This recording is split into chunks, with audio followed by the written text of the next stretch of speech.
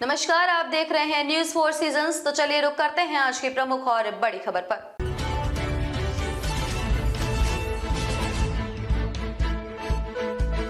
Cycle से उतरकर ऋचा सिंह ने थामा कमल। संगम नगरी के इलाहाबाद विश्वविद्यालय की पहली छात्र संघ महिला बनी ऋचा सिंह अब साइकिल से उतरकर कमल पकड़ लिया है। बीते दिनों डिप्टी सीएम केशव प्रसाद और डिप्टी सीएम ब्रजेश पाठक की मौजूदगी में उन्होंने भाजपा का दामन पकड़ा है।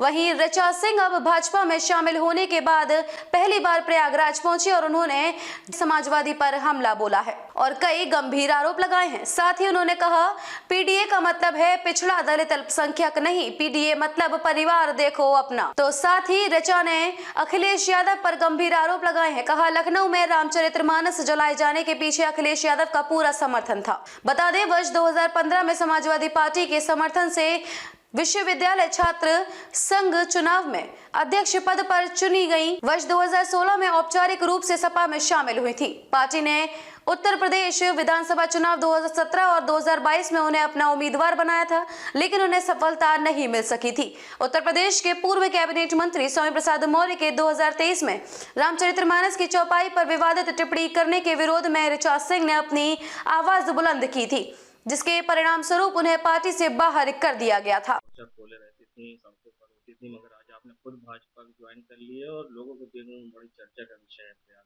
देखिए, सवाल नाराजगी का नहीं है। मैंने प्रयागराज में जन्म लिया, मैंने प्रयागराज में अपनी पढ़ाई की और इसी प्रयागराज में इलाहाबाद विश्वविद्यालय से मुझे पहली महिला छात्र संघ अध्यक्ष निर्वाचित होने का मौका भी मिला और इसी प्रयागराज की सड़कों पर मैं जन मुद्दों को लेकर लगातार आंदोलनरत रही हूँ और इसी प्रयागराज में रहते हुए जो हम लोगों की पारंपरिक और अपने नैतिक वैल्यूज हैं, उसको भी हम लोगों ने लगातार संरक्षित करने का काम किया है।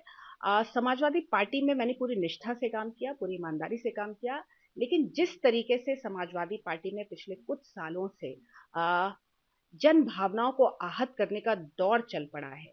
आप रामचरितमानस की प्रतियां खुलेआम सड़कों पर जलवा रहे हैं, आप राम मंदिर को लेकर लगातार अपमानजनक व्यवहार कर रहे हैं, तो इससे जनता बहुत कहीं ना कहीं जनता में बहुत नाराजगी और इसके साथ ही साथ समाजवादी पार्टी का भारतीय जनता पार्टी का विरोध करते करते कब इस देश का विरोध करने लगी, राष्ट्रवादी विचारधारा का विरोध करने लगी।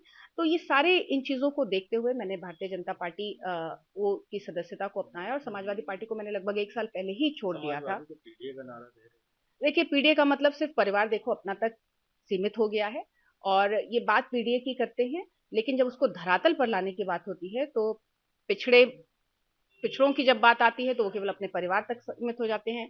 दलितों की बात आती है तो उनके मुद्दों के लिए वो जमीन पर नहीं आते और अल्पसंख्यकों की जब बात आती है तो अभी आपने राज्यसभा में देखा है कि किस तरीके से उन्होंने फैसला लिया। तो ये पीडीए का नारा देना एक बात है, लेकिन जनता को लेकर चलना एक बात है। समाजवादी पार्टी लोहिया जी की बात करती थी, लेकिन अगर आज लोहिया जी होते तो वो समाजवादी पार्टी के कार्यालय पे उसी दिन ताला लगवा देते जिस दिन रामचरितमानस की प्रतियां खुलेआम सड़कों पर लखनऊ में जलाई गई थी, क्योंकि लोहिया जी जो कि समाजवाद की पुरोधा थे, उन्होंने रामायण मेले की बात की, उन्होंने रामकृष्ण शिव में इस देश की आत्मा को देखा, लेकिन उसी रामकृष्ण शिव की जब बात आती है तो समाजवादी पार्टी अपना स्टैंड नहीं क्लियर कर पाती। आपको अयोध्या में राम मंदिर पे भी आपका स्टैंड क्लियर नहीं है, आप काशी पे भी क्लियर नहीं है, आप मथुरा की जब बात आती है तो उस पर भी क्लियर नहीं है और जब देश की विकास की बात आती है, आप बीमारू राज्य के रूप में उत्तर प्रदेश को छोड़कर गए थे, लेकिन आज उत्तर प्रदेश देश की जीडीपी में अपना दूसरा स्थान रखता है। तो इन चीजों को देखते हुए माननीय आदरणीय प्रधानमंत्री मोदी जी, माननीय मुख्यमंत्री योगी जी की नीतियों से और विकास और विरासत के सामंजस्य को लेकर चलने की भावना से और परिवार को अपना ना मानकर देश को अपना परिवार मानने वाली पार्टी के साथ मैंने जुड़ने का काम किया और उसके साथ